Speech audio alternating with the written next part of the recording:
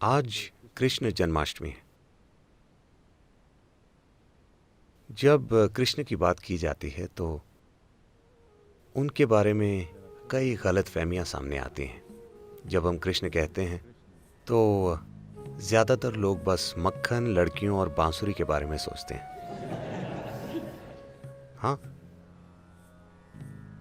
लेकिन हमें समझना चाहिए कि मक्खन में उनकी रुचि सिर्फ 6 या 8 साल की उम्र तक ही थी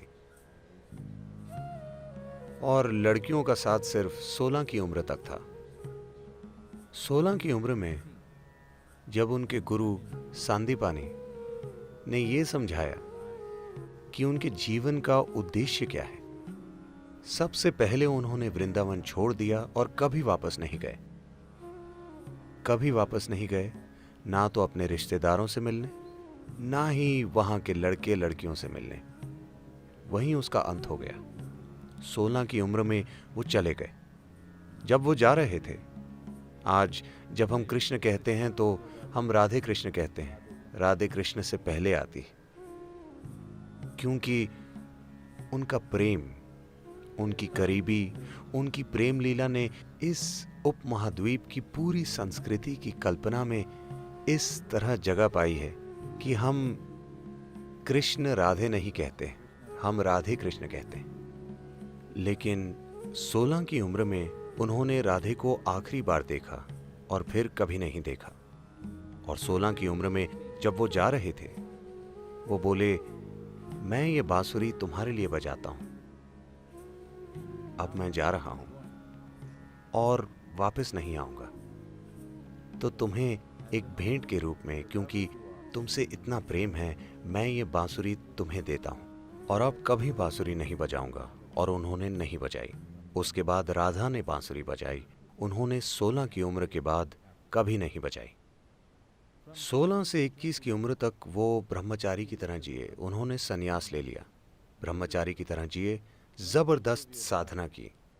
उसके बाद उनका पूरा जीवन समर्पित था राजनीतिक प्रक्रिया और आध्यात्मिक प्रक्रिया का मिलन करवाने के लिए। इसका अंत तबाही के साथ हुआ, लेकिन उन्होंने हर संभव काम किया। इन चीजों की कभी बात नहीं की जाती। उत्तरी भारत के मैदानों में उन्होंने 1000 से ज्यादा आश्रम बनवाए, क्योंकि वो आध्यात्मिक प्रक्रिया को अलग चीज नहीं बनाना चाहते थे। वो आध्यात्मिक प्रक्रिया को जीवन का हिस्सा बनाना चाहते थे। जैसे हम जीते हैं, जैसे हम ब्रश करते हैं, वैसे ही ध्यान करें।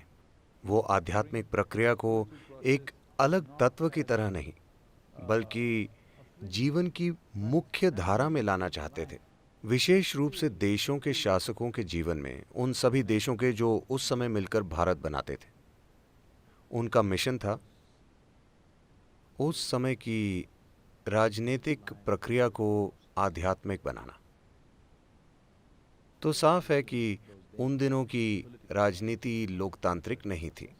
तो उन्होंने सोचा कि सबसे जरूरी चीज है, अगर शासकों तक आध्यात्म पहुंचे तो फायदा स्वाभाविक रूप से लोगों को मिलेगा।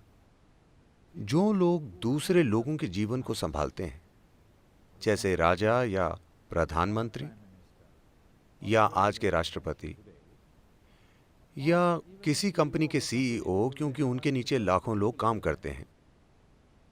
जब आपके पास ऐसी जिम्मेदारी है तो हर विचार जो आप पैदा करते हैं, हर भावना जो आप पैदा करते हैं, हर काम जो आप करते हैं, वो लाखों लोगों की जिंदगी को प्रभावित करता है।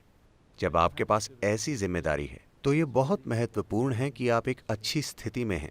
आप क्या सोचते हैं, क्या महसूस करते हैं, वो एक ऐसे भीतरी स्थान से आना चाहिए जो लोगों की खुशहाली के लिए काम करे। अगर मैं एक सीमित नजरिए से जीवन को देखता हूं तो हर विचार जो मैं पैदा करता हूं, हर भावना जो मेरे अंदर है, उससे लोगों का जीवन बर्बाद होगा।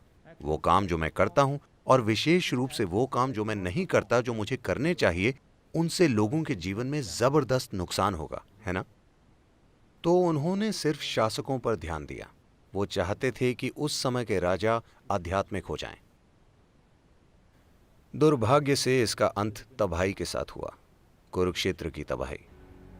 एक भयंकर युद्ध जिसमें पुरुषों की एक पूरी पीढ़ी खत्म हो गई।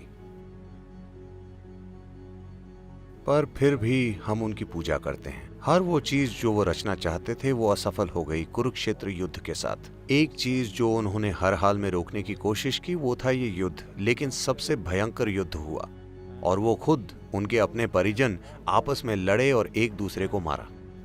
पर हम उन्हें भगवान कहते हैं क्योंकि इस सब के बीच वो आनंदित थे, वो अछूते थे। एक भयंकर सच्चाई, एक भयंकर नाटक से जो उनके आसपास हो रहा था, पर फिर भी अछूते। इसीलिए हम उन्हें भगवान कहते हैं। ये आप भी कर सकते हैं, है ना? आप दुनिया में सबसे सफल बनेंगे या नहीं, ये कई सच्चाइयों पर निर्भर है। पर क्या आप एक सफल मनुष्य हैं?